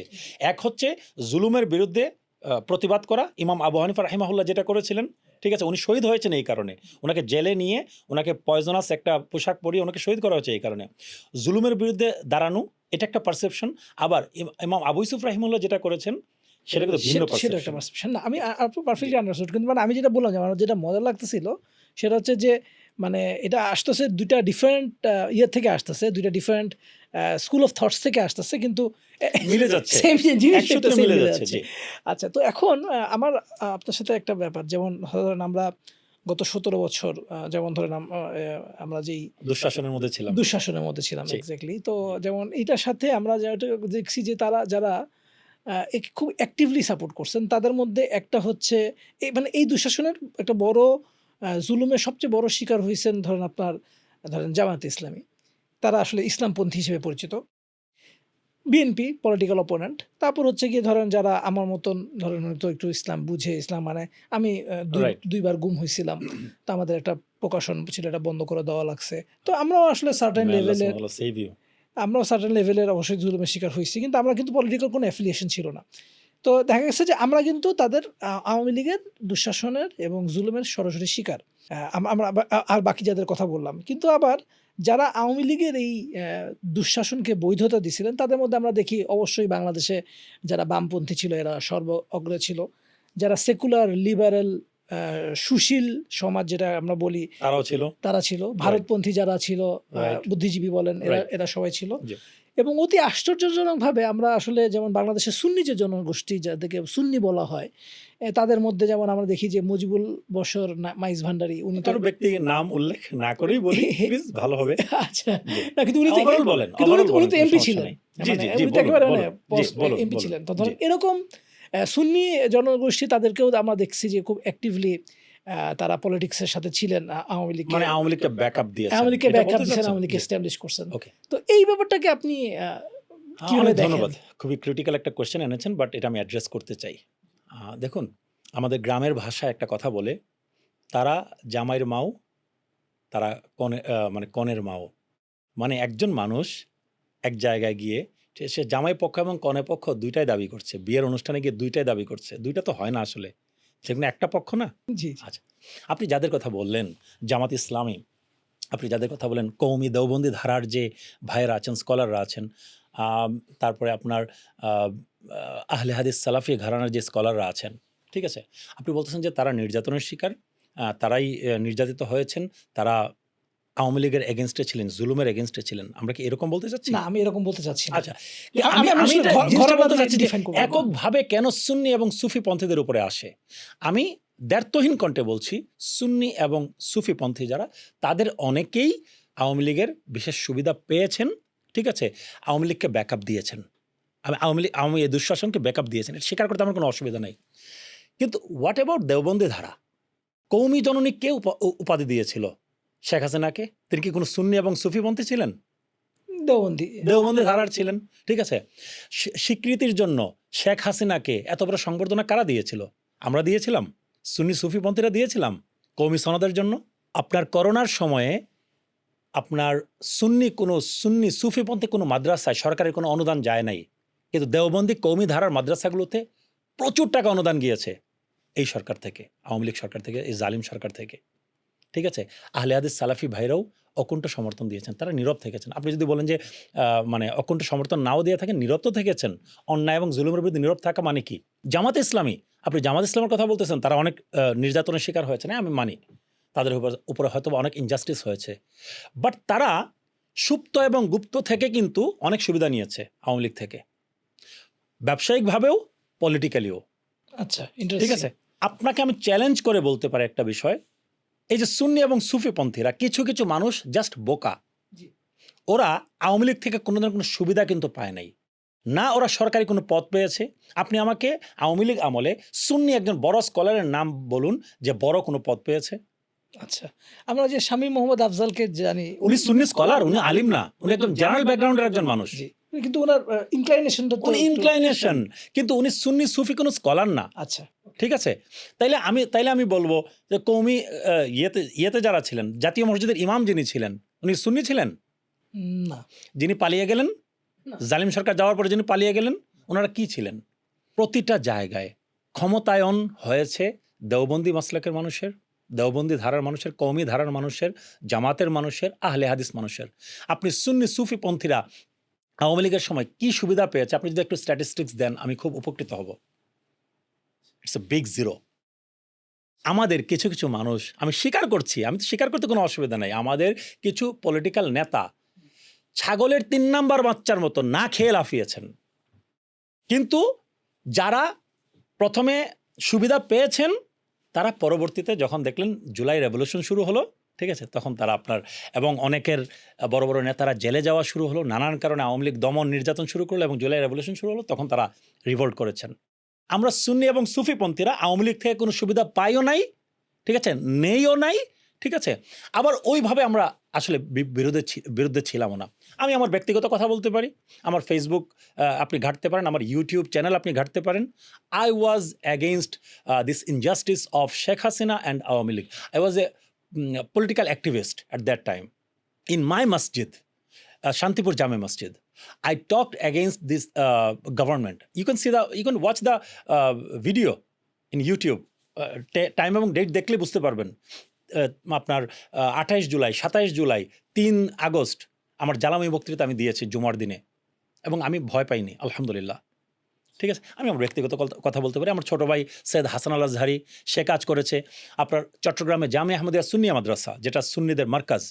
জামে আহমদিয়া সুন্নিয়া মাদ্রাসার পোলাপানগুলো মানে সেই লেভেলের কাজ করেছে জুলাই রেভলিউশনে, এই আওয়ামী ইনজাস্টিসের এগেনস্টে, জুলুমের এগেনস্টে। দারুন নাজাত সিদ্দিকিয়া কামিল মাদ্রাসা, সারসিনা মাসলাকের প্রতিষ্ঠিত মাদ্রাসা ডেমরাতে, ওইখানের বাচ্চাগুলো কাজ করেছে। ঠিক আছে, সুন্নিয়তের সাধারণ জনগণ, সুফিপন্থী সাধারণ জনতা, ছাত্র জনতা কিন্তু আওয়ামী এই জুলুমের বিরুদ্ধে ছিল মনে মনে। কিছু মানুষ হয়তো হালকা সুবিধা পেয়েছে বা পায় নাই, তারা কি কারণে, অথবা কাপুরুষতার জন্য। কিছু সুন্নি রাজনৈতিক নেতা, বড় কোনো স্কলার না, সুন্নি কিছু রাজনৈতিক নেতা হয়তো বা তারা দ্যান স্কলার্স, হয়তো একটু আপনার কি বলবো, ঠিক আছে, আওয়ামী লীগের সাথে হয়তো বা ছিল, নীরব ভূমিকা রেখেছে। বাট এটা আমরা যেভাবে মানুষকে ট্যাগিং করি, black and white, it's not black and white, এখানে গ্রে এরিয়া আছে। ঠিক আছে, আমরা যেভাবে ব্ল্যাক অ্যান্ড হোয়াইট একদম সব কিছু বলে দিই, জিনিসগুলো ব্ল্যাক অ্যান্ড হোয়াইট না, এগুলোর কঠিন অ্যানালাইসিস প্রয়োজন। ঠিক আছে। আচ্ছা, হ্যাঁ, আসলে ওই মানে আমাদের ক্ষেত্রে যে জিনিসটা হয় যে হয়তো আমরা আমাদের চারপাশের মানুষ, বা ধরেন আমি হয়তো ফেসবুকে 2-3 জনকে দেখলাম তাদের যে কমেন্ট বা তাদের যেই সাপোর্ট সেটা দেখে হয়তো আমাদের একটা পারসেপশন জি, মাথায় আসে। আচ্ছা এইখানেও আমি একটা ব্যাপার বলব যে আপনি যে সুবিধার কথা বললেন যে জি, মানে ঘটনাগুলো তো আসলে এখনো খুব যে পরিবর্তন হইছে এরকম না। আমি ঘটনা বলতে আপনাকে খুব রিসেন্ট একটা ঘটনার কথা বলি যে শাহজালালের দরগাতে প্রচুর টাকা আসে। জি। মানুষজন বিভিন্ন নজরানা নিয়ে আসে, হ্যাঁ? ও হাদিয়া নিয়ে আসে। একটা মুরগি নিয়ে আসে, দেখা যায় মুরগিটা কিছুক্ষণ পরে বের হ উনি যে বের হয়ে গেছে, ওই মুরগিটা আবার বের হয়ে গেছে একই সাথে। উনার পিচ আরেকটা মানুষের হাতে। ওটা আবার বিক্রি হচ্ছে, আবার বিক্রি আবার আসছে। এই যে টাকাটা ক্যাশ হচ্ছে, এরকম অনেকগুলা যেই টাকার একটা সোর্স ছিল, এটার একটা যখন এটা আসলে টাকাটা কার কাছে যাচ্ছে, কে খাচ্ছে, কেন খাচ্ছে, কিভাবে খাচ্ছে? সব মানুষের ইনকাম ট্যাক্স দেওয়া লাগতেছে। এখানে অনেক বড় ইনকাম ট্যাক্সের আসে কোনো যাতে বিষয় কোনো নেই। ইনকাম ট্যাক্স না জি। দেওয়া লাগে না। মানে আপনার কোনো ক্যাপিটাল লাগে না কিন্তু ব্যবসা চলতেছে এবং রাইট, তারা অনেক টাকা রাইট, রাইট। ইনকাম করতেছে। তখন এটা নিয়ে যখন এই যে আমাদের সিলেটের যে ডিসি ডিসি সাহেব, সারওয়ার সাহেব। জি, সারওয়ার সাহেব মানে উনি তো রিসেন্টলি উনাকে বদলি করে দেওয়া হইছে। জি, জাস্ট একদিনের মাথায় আরকি। জি, মানে উনি জি, এই জি। জায়গাটাতে মানে আমরা যেটাকে বলি যে সোর্স অফ ফান্ড এ যখন আপনি হাত দিছেন তখন আসলে উনি বিপদে পড়ে গেছেন এবং উনাকে মুভ করে দেওয়া হলো।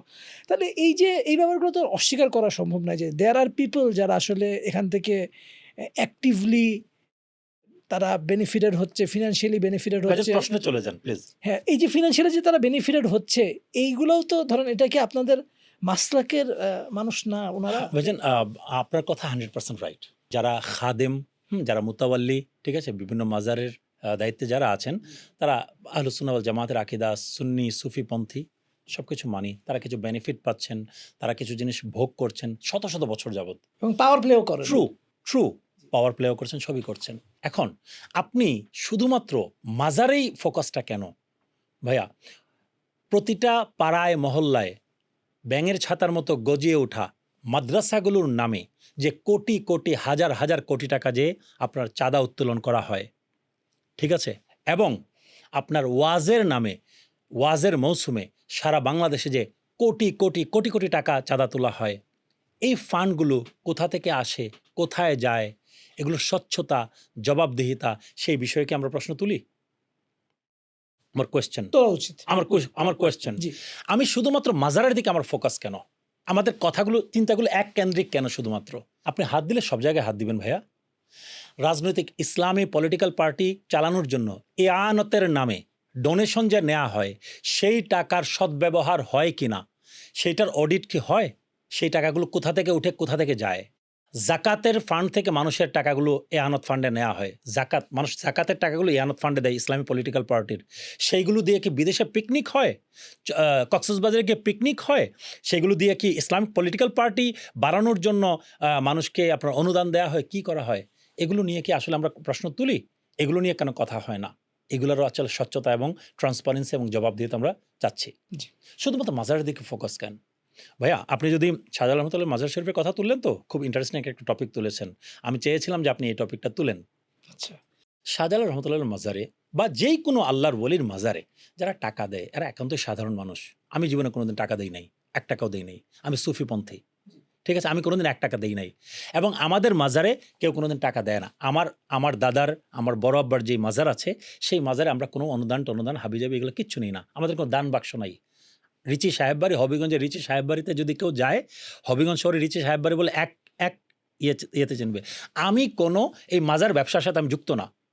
বাট আমি আপনাকে অনেস্ট অপিনিয়ন দিচ্ছি। অনেস্ট অপিনিয়নটা হচ্ছে, যেই মানুষগুলো আপনার মাজারে টাকা দেয়, একদম স্বপ্রণোদিত হয়ে দেয়। তাদেরকে কেউ ফোর্স করে না, আসো টাকা দাও। আপনি দেখেন, আমি তো সুফিপন্থী মানুষ না। আমি কিছুদিন আগেও আমার ফেসবুকে আমি লিখেছি, আমাদের পূর্বপুরুষ যিনি সৈয়দ নাসিরউদ্দিন সিপাহসাল্লাহ রাহিমাহুল্লাহ, যিনি শাহজালাল মুজাহিদ ইয়ামানী রাহিমাহুল্লাহর প্রধান সেনাপতি ছিলেন, যার আজানে আপনার গৌরগোবিন্দের মানে প্রাসাদ ভেঙে পড়েছিল। দিল্লির বাদশাহ কর্তৃক নিযুক্ত সিপাহসালার ছিলেন, সেনাপতি ছিলেন তিনি, ঠিক আছে? উনাকে প্রতিমধ্যে দেখা হয়েছে শাহজালাল রহমতুল্লাহর সাথে। আচ্ছা। উনি শাহজালাল রহমতুল্লাহর সাথে ছিলেন না। দিল্লির বাদশাহ উনাকে বিশাল বাহিনী দিয়ে আপনার পাঠিয়েছে। শাহজালাল রহমতুল্লাহ আসছেন, রাস্তায় দেখা হয়েছে এবং শাহজালাল রহমতুল্লাহর হাতে বায়াত হয়েছেন তিনি এবং বলেছেন যে, আপনারা কোথায় যাচ্ছেন? বলছেন যে, আমরা সিলেটে যাচ্ছি। গৌরগোবিন্দ, সিলেট তখন তো আর সিলেট ছিল না, গৌর ছিল। আপনার ওইখানে অত্যাচার হয়েছে মুসলমানদের উপর, আমরা বদলা নিতে যাচ্ছি। তখন শাহজালাল রহমতুল্লাহ মিশনের সাথে যুক্ত হয়েছেন, আসছেন, দেখছেন যে উনার সাথে থাকা মাটি এবং আপনার সিলেটের মাটি ম্যাচিং করে। এজন্য শাহজালাল রহমতুল্লাহ বলছেন, আপনার এবং আমার ঠিকানা একই। তো দ্যাটস এ ডিফারেন্ট ইস্যু। এখন বিষয় হচ্ছে যে, নাসিরুদ্দিন সিফাতুল্লাহ রাহিমাহুল্লাহর মাজার শরীফ জিয়ারত করতে গেছি আমি, গিয়ে দেখি মাজারের উপরে যে কাপড় দিয়ে রাখে না, গিলাফ বলি আমরা, গিলাফের উপরে টাকা ছড়ানো। আমি ছবি তুললাম, ছবি তুলে এসে ফেসবুকে স্ট্যাটাস দিলাম যে অ্যাটলিস্ট আমার ফেসবুকে থাকা 50-60 হাজার মানুষ শুনুক যে আল্লাহর ওলির মাজার, মাজারের উপরে এভাবে টাকা ছড়িয়ে দেওয়া তো পুরো গুস্তাখি, বেয়াদবি। এই কাজগুলো কেন করে মানুষ?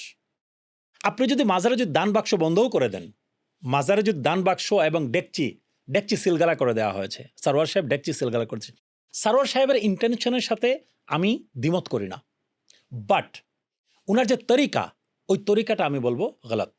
উনি ডেকচি সিলগালা করতে কেন যান? এবং ডেকচি সিলগালা করে উনি বড় বড় আপনার স্টিলের দান বাক্স এনে বসিয়েছেন। 700 বছর ধরে একটা ঐতিহ্যবাহী ট্র্যাডিশনাল একটা বিষয় চলে আসছে, এটা আমাদের ঐতিহ্য, part of our tradition, part of our culture. ঠিক আছে, ওইটাকে আপনি করে আপনি একটা বসিয়ে দিয়েছেন, নতুন একটা বিশাল বড় বড় বাক্স বসিয়ে দিয়েছেন। ওয়াই? ঠিক আছে, আপনি স্বচ্ছতা চাইবেন, জবাবদিহি চাইবেন, হ্যাঁ আপনি জনপ্রশাসক হিসেবে আপনি চাইতে পারেন, বাট যে তরিকা, এটা সুন্নি সুফির মধ্যে সাধারণ মানুষের অন্তরে আঘাত লেগেছে। ঠিক আছে, তো আপনি যদি এগুলো যদি নাও দেন, আল্লাহর ওলির মাজারের উপর মানুষ টাকা ছিটিয়ে আসবে। কারণ আল্লাহর আউলিয়াগণের প্রতি এই দেশে ইসলাম এসেছে তাদের মাধ্যমে, সুফিগণের মাধ্যমে। আমি ভাই আল আজহার ইউনিভার্সিটির স্টুডেন্ট হিসেবে আমি আপনাকে দাবির সাথে বলছি, আমি আপনাকে তত্ত্ব প্রমাণ সহ প্রমাণ করে দিব যে সৌদি আরব, বর্তমান সৌদি আরব, তখন তো আর সৌদি আরব ছিল না, বর্তমান আরব, ওমান, কাতার, দুবাই, মিশর, আশেপাশের কিছু আরব দেশ ছাড়া পৃথিবীর প্রতিটা দেশে ইসলাম ছড়িয়েছে সুফি তরিকার মাধ্যমে। আপনি আফ্রিকা থেকে শুরু করে সেনেগাল, এই যে ফুটবল খেলে যে দেশগুলো, সেনেগাল, নাইজেরিয়া, ঠিক আছে, চাঁদ, মালি, সোমালি, এই দেশগুলো থেকে শুরু করে আপনি রাশিয়া ভেঙে যে দেশগুলো হয়েছে, আপনার আফগানিস্তান, কাজাকিস্তান, তাজিকিস্তান, হ্যাঁ, দাগেস্তান, আজারবাইজান সহ যতগুলো দেশ হয়েছে, Malaysia, Indonesia, Singapore, Bharat, Bangladesh, পাকিস্তানের কথা তো অবশ্যই আপনি জানেন। সবগুলো দেশে ইসলাম ছড়িয়েছে সুফি তরিকার মাধ্যমে। যারা মুসলিম রুলার যারা ছিলেন, they use to conquest the land, তারা হচ্ছে জায়গা মানে দেশ বিজয় করতেন। But the Sufi imam, Sufi শুয়ুখ, they conquested the heart of the human being. Non মুসলিমরা তাদের আখলাক দেখে, সুফিগণের আখলাক দেখে মুসলমান হয়েছে সারা পৃথিবীতে। আমি বলছি, একদম দাবির সাথে বলছি।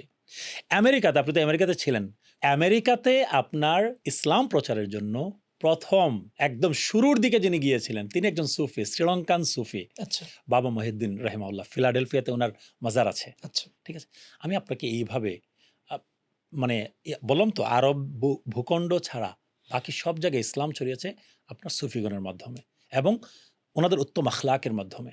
হ্যাঁ, বিনয়, নম্রতা, আজিজি, এনকেসারি, তাসকিয়াতুন নফসের যেই মিশন এবং ভিশন নিয়ে নবী করিম সাল্লাল্লাহু আলাইহি ওয়াসাল্লাম দুনিয়াতে এসেছিলেন, লিযাক্কিকুম, মাকারিমুল আখলাক ছড়িয়ে দেওয়ার জন্য, উত্তম আখলাক ছড়িয়ে দেওয়ার জন্য, তাসকিয়াতুন নফসের মিশন ছড়িয়ে দেওয়ার জন্য সুফিগণ সেটাকে ধারণ করেছেন এবং সাধারণ মানুষের কাছে যখন গিয়েছেন, সাধারণ মানুষ কিন্তু সেটা আপনার অ্যাকসেপ্ট করে নিয়েছে। আমি যা বলছিলাম, তো আমাদের দেশের মানুষ এবং সাবকন্টিনেন্টের মানুষ, তাদের কিন্তু আপনি যদি মিশরে যান, মিশরে কিন্তু প্রচুর সুফি আল্লাহর ওলি আছেন, প্রচুর মাজার শরীফ আছে। ঠিক আছে, ইমাম আবুল হাসান শাযিলি রাহিমাহুল্লাহ, যার কথা আমি বলেছি, ওনার মাজার শরীফ আছে। সৈয়দ আহমদ বদবী রাহিমাহুল্লাহর মাজার শরীফ, এরকম আরও বহু মাজার শরীফ। ওইখানে কেউ কিন্তু টাকা দিচ্ছে না, আপনার ছড়িয়ে ছিটে টাকা দিচ্ছে না। আমাদের ভারত, বাংলাদেশ, পাকিস্তান একটা কালচার হয়ে গেছে, এটা মানুষের ইমোশনের সাথে যুক্ত হয়ে গেছে যে আল্লাহর ওলির, আমরা সবাই জানি যে আল্লাহর ওলির টাকার কোনো প্রয়োজন নেই, আল্লাহর ওলির টাকার কোনো প্রয়োজন নাই। যিনি শুয়ে আছেন ওনার টাকার কি প্রয়োজন? ঠিক আছে, ওনার পরিবার, ওনার বংশধর বা ওনার মাজার শরীফের খাদেম, মোতাওয়াল্লি, ওনারাই ভোগ করতেছেন, দ্যাট উই নো। বাট যারা দিচ্ছে, তারা বিশ্বাস থেকে দিচ্ছে, ওরা যে ভোগ করে এইটাও তারা জানেন যারা দিচ্ছেন। যারা টাকা দিচ্ছেন তাদের কোনো আপত্তি নেই, সুন্নি সুফিপন্থী সাধারণ জনগণ, তাদের কোনো আপত্তি নেই এটা নিয়ে, কারা খাচ্ছে, কি হচ্ছে। ঠিক আছে, আপনি ইবনে বতুতার রেহলা যদি পড়েন, ইবনে বতুতা কিন্তু শাহজালাল মুজাররদ ইয়ামানি রাহিমাহুল্লাহর সঙ্গে দেখা হয়েছিল, সরাসরি দেখা হয়েছিল, উনি সব দেখছেন। কারামত, কিছু কারামত তিনি সুস্পষ্টভাবে নিজের চোখে দেখে আপনি বর্ণনা করেছেন, শাহজালাল মুজাররদ ইয়ামানি রাহিমাহুল্লাহর কারামত। ঠিক আছে, তো আর রেহলাতে তিনি বলছেন যে তখন থেকেই শাহজালাল রহমতুল্লাহর দরবারে ফকির, মিসকিন, ইয়াতিম, পাগল টাইপের ওরা ফ্রিতে খেত, লঙ্গরখানা তখনও ছিল, তখন থেকে খেত। ঠিক আছে, এখনও কিন্তু সেই ট্র্যাডিশন চলছে। অনেক টাকা আমরা জানি, হয়তো বা মুতাওয়াল্লি, খাদেম, হ্যাঁ, পীর সাহেবের ছেলেরা বা তারা এই টাকা দিয়ে ভোগ বিলাসিতা করছেন, হ্যাঁ? অন-ইসলামিক রাস্তায় হয়তোবা টাকা পয়সা খরচ হচ্ছে, দ্যাট উই নো। বাট যারা দিচ্ছেন তারা তারা কিন্তু এই স্বচ্ছতা এবং জবাবদিহিতা চাচ্ছেন না। যারা দিচ্ছেন না তারা বাইরে থেকে বলছেন, "কি হচ্ছে, কি হচ্ছে, কি হচ্ছে?" আমরা যারা মাজার জিয়ারতেও যাই না কোনোদিন। ভাই আ আপ আ মানে আমাদেরকে ফট করে বলা হয় মাজার পূজারী, মাজারপন্থী। মাজারপন্থী পর্যন্ত ঠিক আছে। মাজার পূজারী যখন বলা হয়, মাজার পূজা বলতে আমরা কি বুঝি? ঠিক আছে? আমাদেরকে মাজার পূজারী ডাকা হচ্ছে, ঠিক আছে? আমাদেরকে মুশরিক বলা হচ্ছে, আমাদেরকে বেদাতি বলা হচ্ছে। এই যে ট্যাগগুলো দেয়া হচ্ছে, এইগুলোর জবাবে কিন্তু আবার আমাদের পন্থী যারা আছে তারা আবার বলছে ওয়াহাবি, নবীর দুশমন। ২ পক্ষ থেকেই যেটা হচ্ছে ডেঞ্জারাস টার্মিনোলজি। আল আজহার ইউনিভার্সিটির একজন স্টুডেন্ট হিসেবে আমি আপনাকে বলতে পারি এবং ইলমের, জ্ঞানের একজন ছাত্র হিসেবে আমি বলতে পারি, স্টুডেন্ট অফ ইলম হিসেবে এগুলো মধ্যম পন্থা থেকে এগুলো অনেক দূরে। আল্লাহ সুবহানাহু ওয়া তাআলা আমাদেরকে যে মধ্যম পন্থা শিখিয়েছেন, ওয়া কাযালিকা জাআলনাকুম উম্মাতাও ওয়াসাতা, এমনভাবে আমি তোমাদেরকে মধ্যম পন্থা অবলম্বনকারী জাতি বানিয়েছি। ইয়াসসিরু ওয়া লা তুআসসিরু, বাশশিরু ওয়া লা তুনাফফিরু, তোমরা সহজ করো, কঠিন করো না। ঠিক আছে? লা তুশাদ্দিদু আলা আনফুসিকুম, ইউরিদুল্লাহু বিকুমুল ইসরা ওয়া লা ইউরিদু বিকুমুল উসর। আল্লাহ তোমাদেরকে কাছে সহজ চান, কঠিন চান না। এক কথায় কোরআন সুন্নাহর যে মানহাজ, সেই মানহাজের বিপরীত কাজ করছি আমরা উভয় পক্ষ। আমরা ফট করে একজন মানুষকে নবীর দুশমন বলে দিচ্ছি। ফট করে একজন মানুষকে আমি আপনার ওয়াহাবি বলে দিচ্ছি। ঠিক আছে? আমার একটু চিন্তা চেতনার বাইরে গিয়ে কথা বলার কারণেই। আবার এইটার আ রিঅ্যাকশন হিসেবে আবার আসছে মাজার পূজারী, মুশরিক, বেদাতি। আমরা মানুষের ঈমান নিয়ে ফট করে প্রশ্ন তুলছি। ঠিক আছে?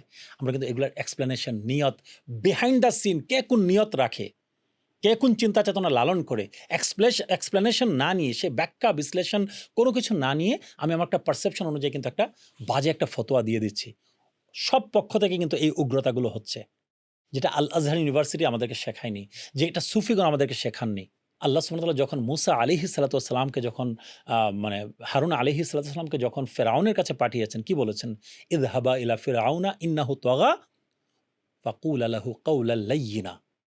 ফিরআউন যে আনা রাব্বুকুমুল আ'লা বলেছিল, আমি তোমাদের সবচাইতে বড় রব, সেই জালিমকে, সেই কাফিরকে আল্লাহ সুবহানাহু ওয়া তাআলা বলছেন যে, ও মুসা এবং হারুন তার কাছে যাও, সে সীমা লঙ্ঘন করছে, কিন্তু তার সাথে নরম কোমল ভাষায় কথা বলো। আর আমরা ইসলামের মধ্যে নানান সেক্ট, একজন আরেকজনকে যখন কথা বলি আমরা কাফের, মুশরিক, বেদাতি, মাজার পূজারী, হাবিজাবি ছাড়া আমরা কোনো কিছু ডাকি না। এই ট্যাগিংগুলো খুবই ভয়ঙ্কর।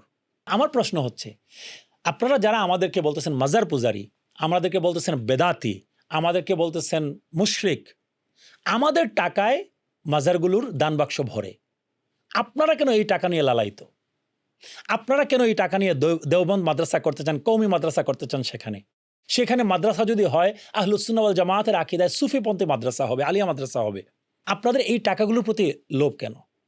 আমি আগেও প্রশ্ন তুলেছিলাম, আপনাদের সারা বাংলাদেশে হাজার হাজার লক্ষ লক্ষ ব্যাঙের ছাতার মতো কওমি মাদ্রাসা আছে, আপনারা সেগুলো নিয়ে থাকেন না। সেখানে যে হাজার হাজার কোটি টাকা প্রতি বছর উঠে, সেগুলো নিয়ে তো আমরা প্রশ্ন তুলি না। ইসলামিক পলিটিক্যাল পার্টির যারা প্রশ্ন তুলছেন, আপনাদের এই আনাতের টাকা, ডোনেশনের টাকা কোথায় যায় সেটা তো আমরা দেখি না, সেটা আপনারা প্রকাশও করেন না, অডিটও হয় না, ট্রান্সপারেন্সিও নাই, কোনো কিছুই নেই। জাকাতের যে টাকাগুলো আপনারা তুলেন কোথায় যায়, আমরা তো সেটা ঘাটাচ্ছি না। তো আপনারা আমাদের মাজার নিয়ে কেন ঘাটাচ্ছেন? আপনারা তো জিয়ারতেও যান না। আপনি বলছেন আমাদের পদ্ধতিতে জিয়ারতের দরকার নাই। কথার কথা, মাআযাল্লাহ, আস্তাগফিরুল্লাহ, আপনারা আমাদেরকে মাজার পূজারী ডাকছেন। আমাদের পদ্ধতিতে জিয়ারত করার দরকার নেই। যাদের উসিলায় ইসলাম পেয়েছেন, আপনারা তাদের জিয়ারতে যান, তাদেরকে দেখতে যান, তাদের মানে আপনারা একটু দোয়া করার জন্য সেইখানে যান, সম্মান জানানোর জন্য সেইখানে যান। তো এটা নিয়ে আপনাদের এত মাথা ব্যথা কেন? আমাদের বিষয় আমাদেরকে সংস্কার করতে দেন। আমরা আহলুস সুন্নাহ ওয়াল জামাতের আলিম ওলামারা, সুন্নি সুফিপন্থী আলিম ওলামারা সবসময় সোচ্চার। মাজারে হওয়া অনইসলামিক যে কাজগুলো আছে, অশ্লীল যে কাজকর্মগুলো আছে, নারী পুরুষ একত্রে নাচ গান, মদ এবং জুয়ার আড্ডা বানানো এবং আপনার গাঁজা বাজা হাবিজাব, এইগুলোর বিরুদ্ধে সবসময় উলামায়ে কেরাম সোচ্চার। অনেকে হয়তো শুনেন না, লক্ষ্য করেন না। আমরা এগুলোর বিরুদ্ধে সবসময় কথা বলি।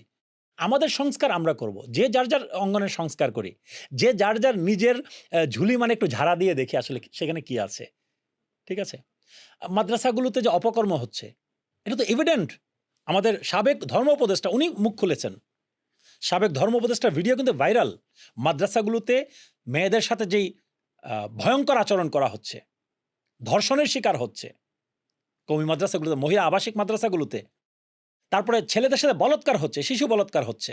এগুলো তো ওয়েল এভিডেন্ট। প্রতিদিন শত, শত আপনার ছবি আসছে পেপারে পত্রিকায় এবং অথেন্টিক নিউজ এগুলো।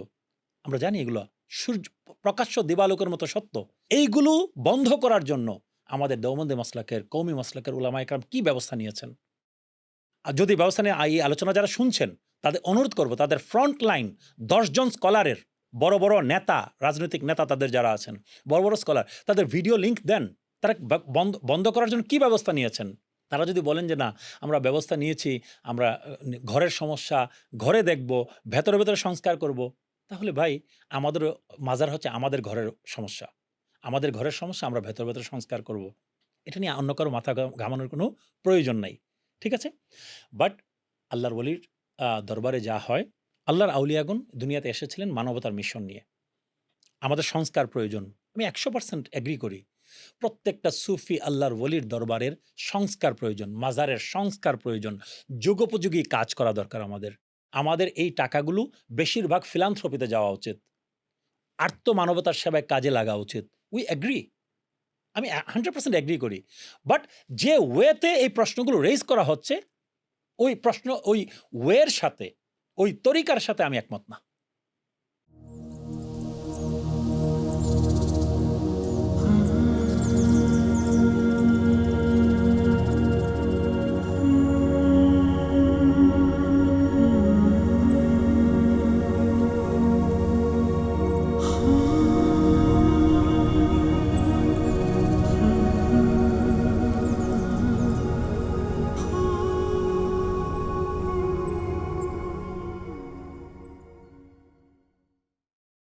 আমাদের এই রাজনৈতিক আলাপ জরুরি।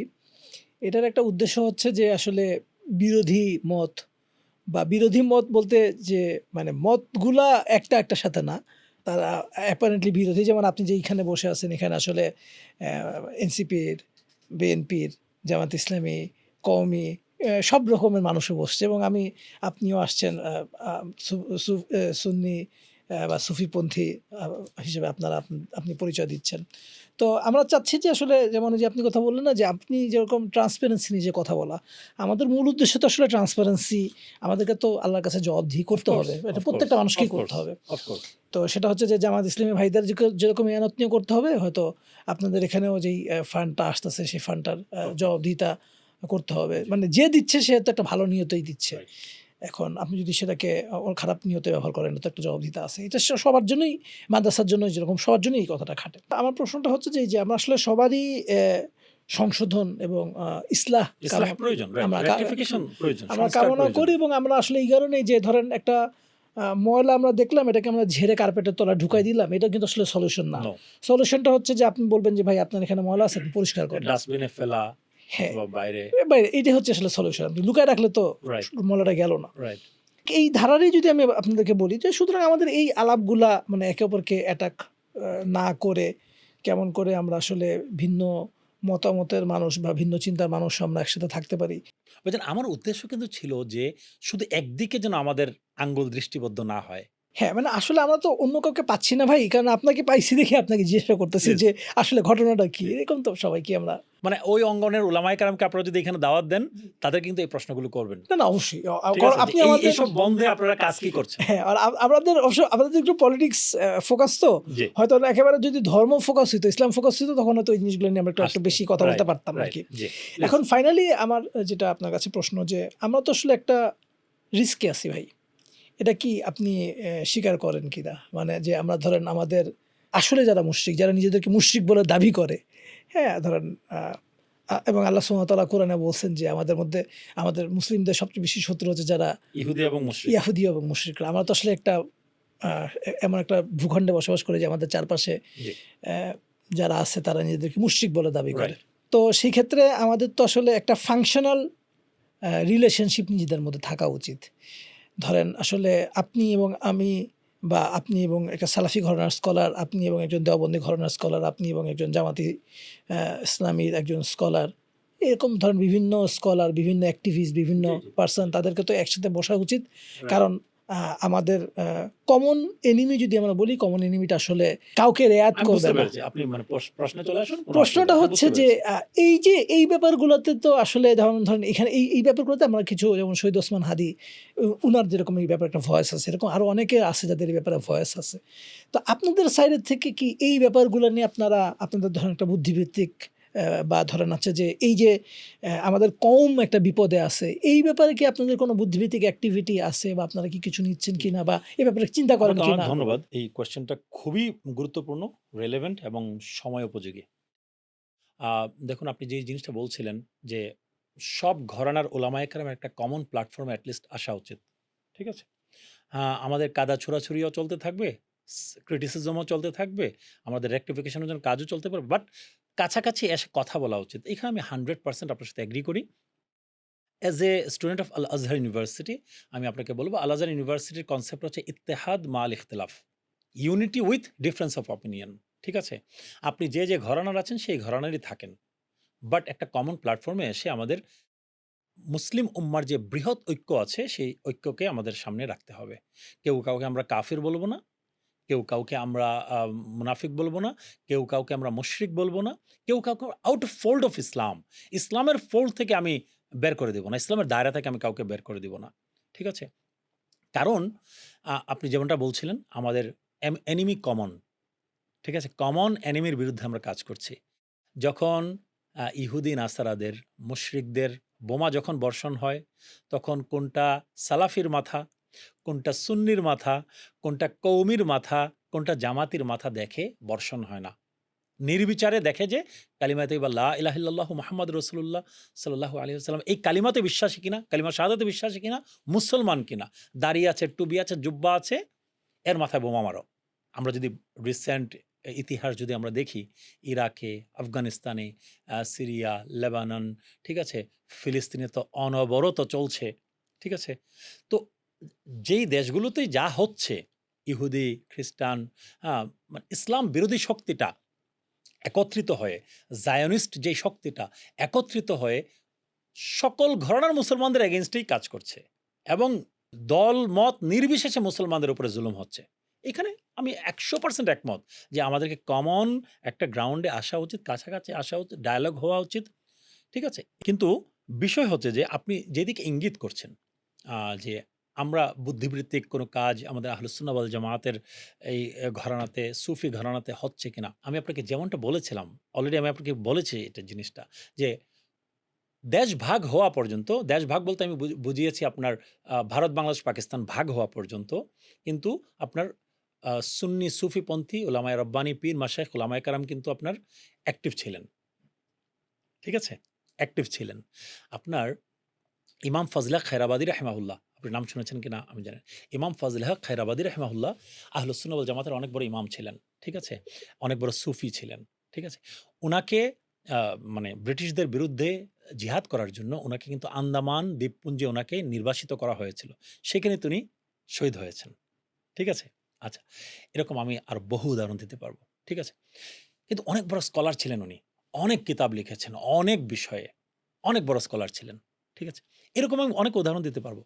বাট পাকিস্তান পিরিয়ড শুরু হওয়ার পর থেকে, মানে কলোনিয়াল পিরিয়ডটা পার হয়ে যখন আমরা পাকিস্তান পিরিয়ডে চলে আসলাম, তখন থেকে দেখা গেল যে পাকিস্তানের স্কলাররা কিন্তু এই দিক দিয়ে অনেক এগিয়ে। আমি কয়েকজন স্কলারের নাম বলতে পারব। পাকিস্তানের বিশেষ করে ডক্টর মোহাম্মদ তাহেরুল কাদরী সাহেব। মিনহাজুল কোরআন নামে ইন্টারন্যাশনাল নামে উনার একটা সংগঠন আছে। আপনি ডক্টর মোহাম্মদ তাহেরুল কাদরী সাহেবের মিনহাজুল কোরআন এই সংগঠনের কাজ যদি দেখেন, ওয়ার্ল্ড ব্যাপী কাজ করছেন উনি।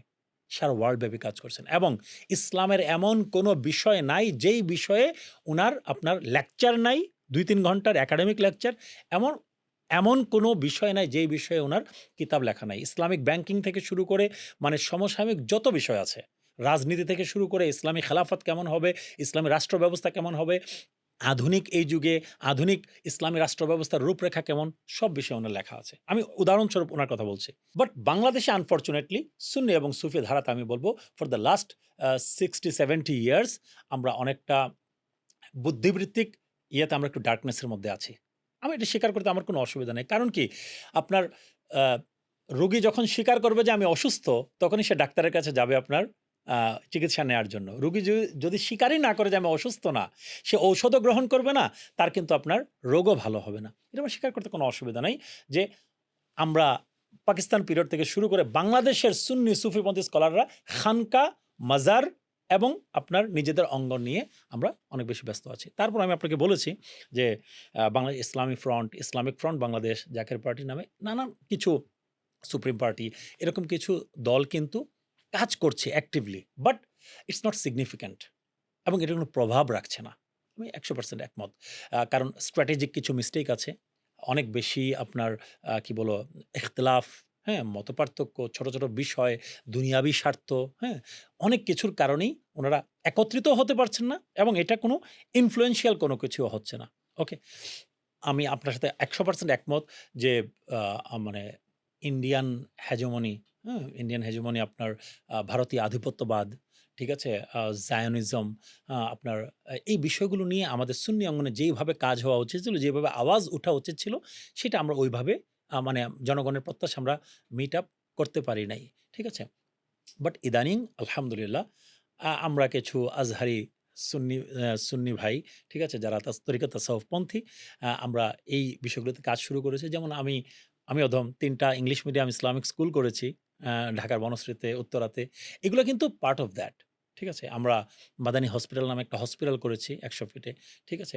আজহার একাডেমি বাংলাদেশ নামে একটা অনলাইন প্ল্যাটফর্ম আছে আমাদের আজহারি ভাইদের, যেখানে আমরা ৩ মাসব্যাপী কোর্স করিয়ে থাকি। আমরা সেখানে ইসলামিক খেলাফতের উপরে কোর্স করিয়েছি, ইসলামিক ব্যাংকিং এর উপরে কোর্স করিয়েছি। ঠিক আছে? আপনি যেই বিষয়গুলো চাচ্ছেন যুগোপযোগী, সেই বিষয়গুলো নিয়ে কিন্তু আমরা আপনার কাজ করছি। বাট এটা অপ্রতুল। আমাদেরকে আরো বাড়াতে হবে। সময়ের চাহিদা, যুগের চাহিদা আমাদের সুন্নি এবং সুফিপন্থী ভাইয়েরা যদি না বোঝেন, তাহলে কিন্তু আমাদের জন্য অনেক বড় সমস্যার কারণ হয়ে দাঁড়াবে। আমাদেরকে প্রতিষ্ঠান করা দরকার, ইসলামিক ইউনিভার্সিটি করা দরকার। মাজারের যেই দানের টাকাগুলো আসে, এই দানের টাকাগুলো শুধুমাত্র নিজেদের মধ্যে ভাগ বাটোয়ারা না করে এগুলো দিয়ে ইসলামিক ইউনিভার্সিটি হওয়া দরকার, আলিয়া মাদ্রাসা হওয়া দরকার। গণমানুষের কাজে মানবতার সেবায় এই টাকাগুলো আপনার বেশিরভাগ টাকাই যাওয়া উচিত। এই বিষয়গুলোর সাথে 100% একমত। ঠিক আছে? এইখানে আমাদেরকে অবশ্যই মানে বুদ্ধিমত্তার পরিচয় দিতে হবে। ঠিক আছে? ইন্টেলেকচুয়াল যে কাজগুলো আছে, বুদ্ধিবৃত্তিক যে কাজগুলো আছে, সেই কাজগুলো আমাদেরকে অবশ্যই আরো ব্যাপক পরিমাণে বাড়াতে হবে সুন্নি এবং সুফি অঙ্গনে। এটা আমার মানতে কোনো দ্বিধা নাই। জি, ঠিক আছে? জি। আপনার এই অনুষ্ঠানের মাধ্যমে বরং যারা শুনছেন তাদের প্রতি আমি এই আবেদন এবং নিবেদন জানাবো। আমাদের ঘরানায় যারা আছেন, এই কাজগুলো আমাদেরকে অবশ্যই বাড়াতে হবে। জি, ইনশাআল্লাহ। আপনাকে অনেক ধন্যবাদ। আমাদেরকে অনেক সময় দিলেন এবং হচ্ছে যে আপনার পার্সপেক্টিভটা আপনাদের ঘরানার এবং আপনাদের অঙ্গনের পার্সপেক্টিভটা আপনার কাছ থেকে উঠে আসলো।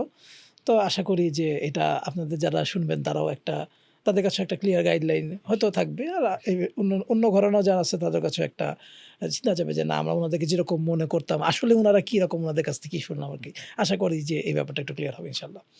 তো জাযাকাল্লাহু খাইর আপনাকে আসার জন্য অনেক ধন্যবাদ। ওয়া ইয়াক, আপনাকে অনেক ধন্যবাদ। জাযাকুমুল্লাহু আল্লাহ খাইরান। সুবহানাহু ওয়া তাআলা যেন আপনাদের আমাদের প্রতিষ্ঠান সরোবর, সরোবরের আমি উত্তরোত্তর সমৃদ্ধি কামনা করছি। আল্লাহ সুবহানাহু ওয়া তাআলা যেন আপনাদেরকে ভালো রাখেন এবং এই টক শো, এই পডকাস্টও যেন মানে ইসলামের জন্য, দ্বীনের জন্য, দেশের জন্য, সাধারণ জনগণের জন্য ভালো কিছু দিতে পারে।